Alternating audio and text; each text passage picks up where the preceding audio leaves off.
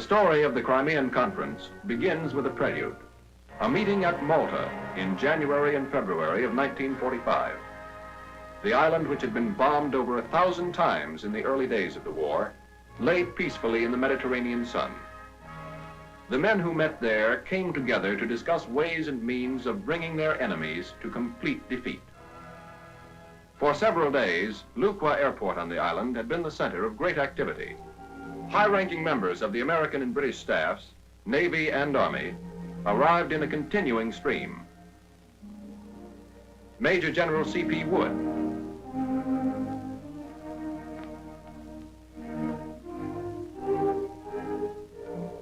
Lieutenant General Walter B. Smith was met by British Air Commander Whitney Strait. Ambassador W. Averill Harriman and Major General F.M. Anderson. Admiral of the Fleet Ernest J. King arrived.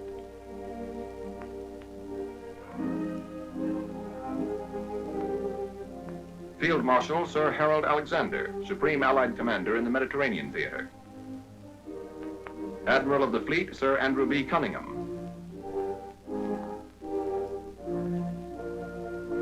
General of the Army George C. Marshall stepped from his plane.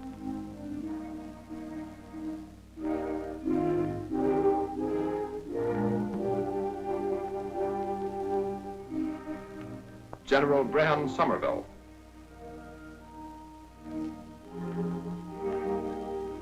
England's Foreign Secretary, Mr. Anthony Eden. On February 2nd, 1945, an American warship arrived carrying President Franklin Delano Roosevelt. He was saluted by Prime Minister Winston Churchill.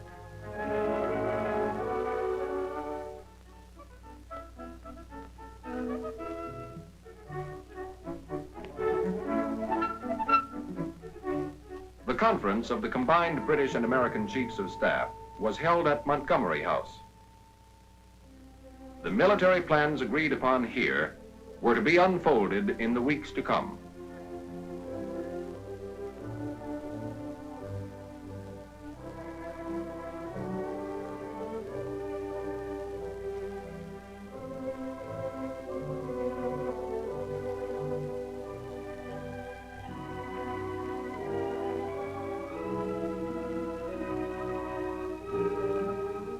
At the conclusion of this conference, many of the delegates left for another conference, which was to have a much wider significance. The conference for which Malta had been a preparation.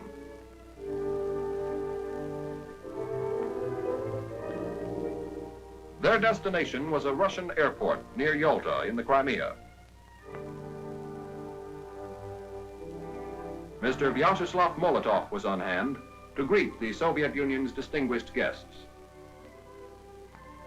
Mr. Edward Stettinius, American Secretary of State.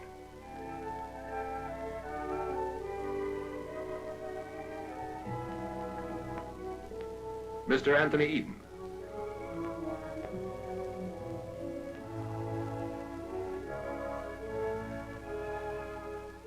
The flags of the three countries flew over the field, and under them stood together the United States Secretary of State, the Soviet Foreign Minister, and England's Foreign Secretary.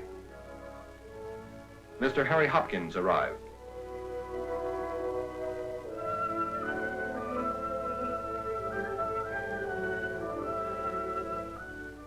Prime Minister Churchill.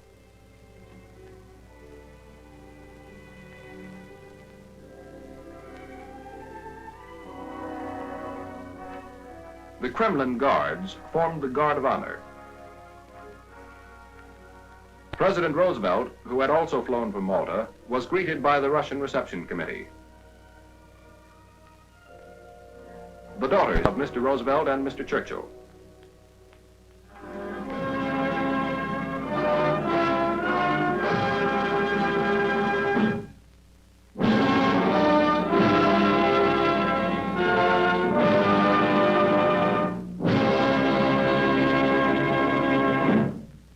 After playing of the national anthem, the President and the Prime Minister inspected the Guard of Honor.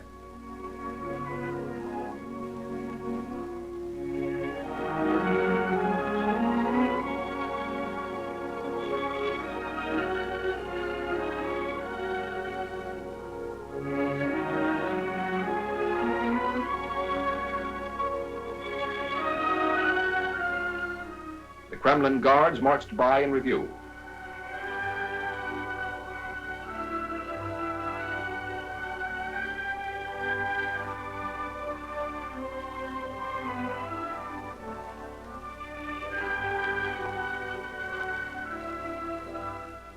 The little town of Yalta at one time was famous as a seacoast playground of the Tsars. Now it was to be the scene of one of the most fateful meetings in the history of the world.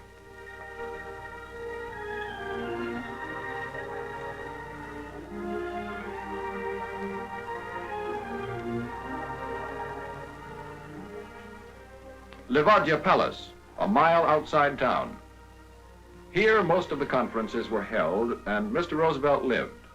The palace was built by Tsar Nicholas II and has 50 rooms. Now it bore the symbol of a new Russia. The conference room was ready. Russian MPs guarded the roads and directed traffic into the Livadia Palace grounds.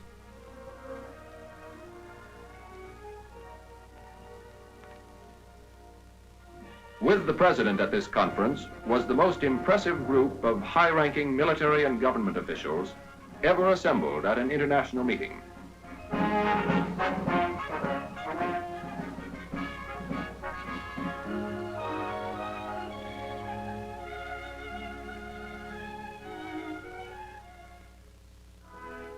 Marshal Joseph Stalin,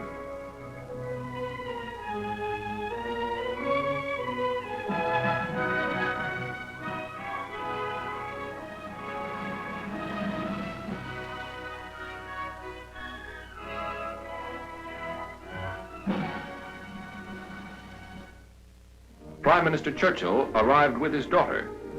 They were greeted by Mrs. Vortiger.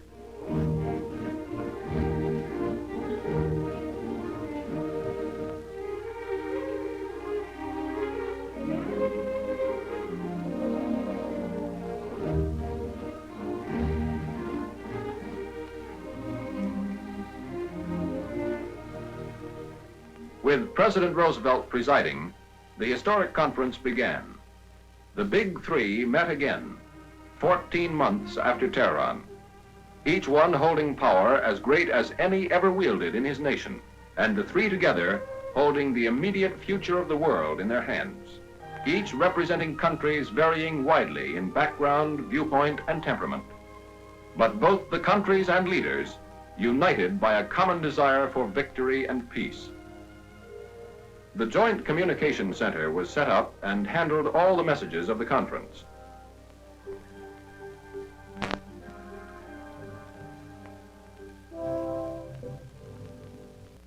At the conclusion of the first part of the conference, with much of the work already done, the Big Three, surrounded by the chiefs of staff, with their staffs and civilian officials, posed for the cameras in the patio of Livadia Palace.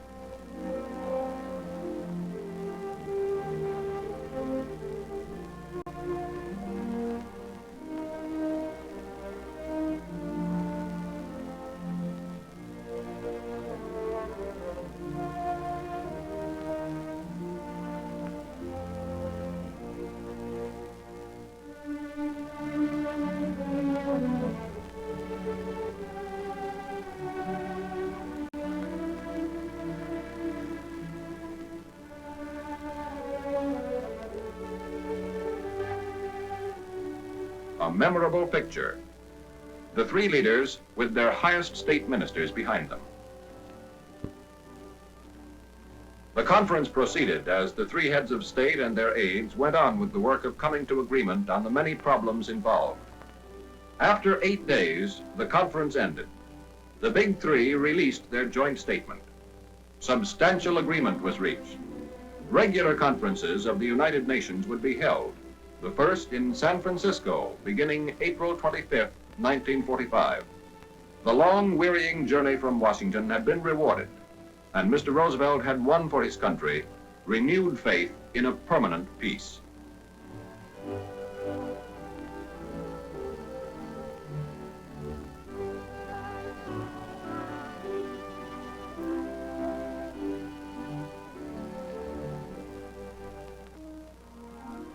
Since his arrival, the president had been too busy to do any countryside touring.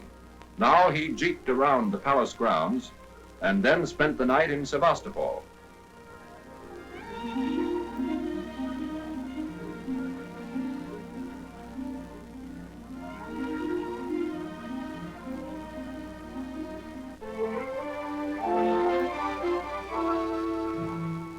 On February 12th, Mr. Roosevelt flew to Egypt with an escort of fighter planes.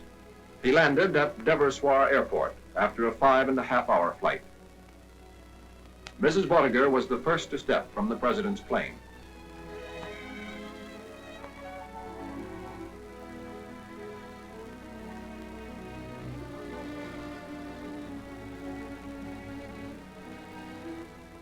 From there, the president left by car for Great Bitter Lake on the Suez Canal to board the warship which awaited him.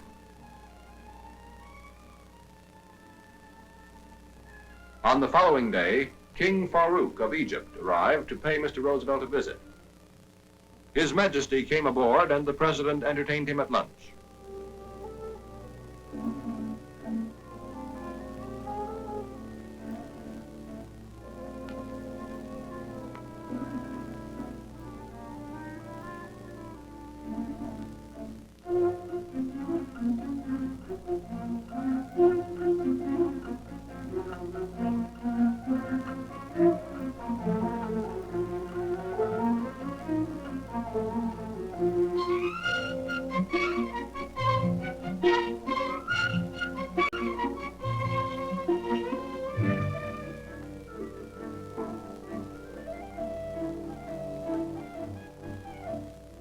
At this meeting with royalty and others which followed, President Roosevelt was a symbol of the spirit of neighborliness of the United States.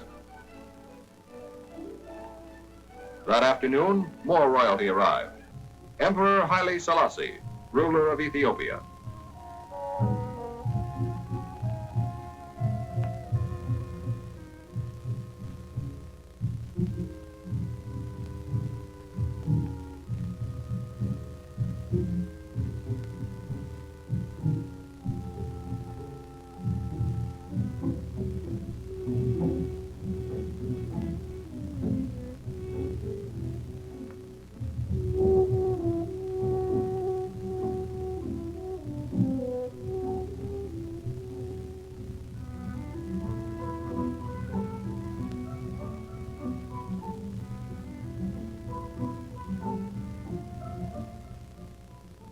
The next day, another warship came alongside bearing King Ibn Saud of Saudi Arabia, his sons, and their entourage.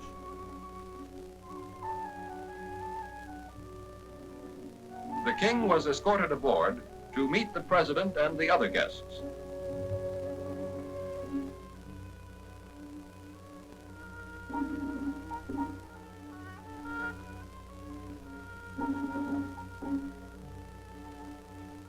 Some of the Arab chieftains who accompanied him.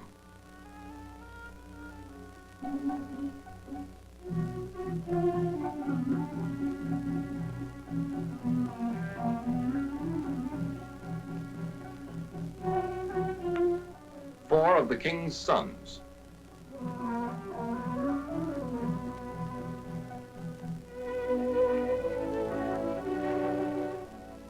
Colonel William A. Eddy, a retired Marine officer, who is also American minister to Saudi Arabia, acted as interpreter.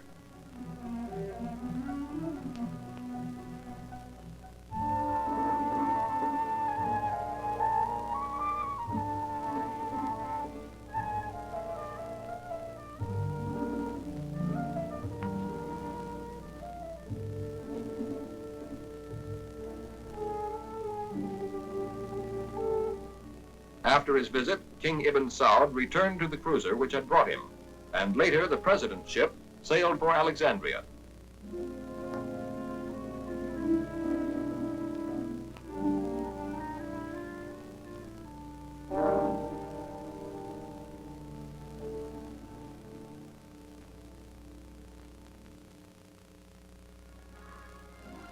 The following day at Alexandria, Mr. Churchill, accompanied by his daughter, joined the president for further talks.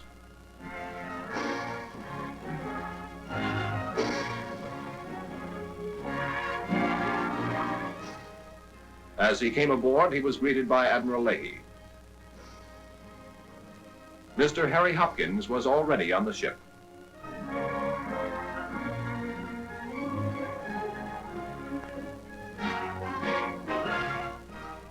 Mr. Stettinius was the next to join the group. He was followed by Ambassador Winant.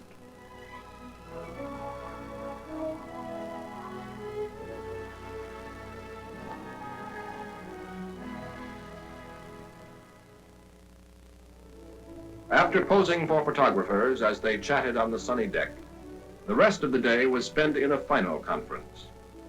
That night, the cruiser started on her homeward voyage.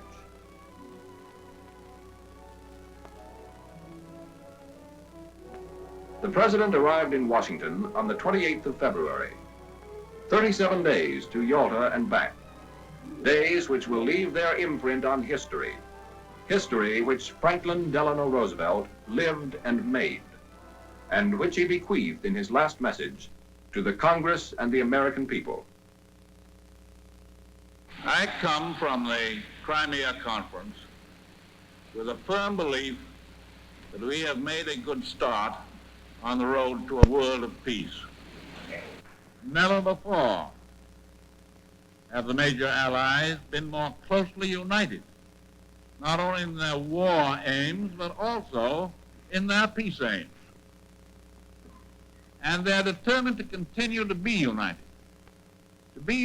with each other and with all peace-loving nations, so that the ideal of lasting peace will become a reality.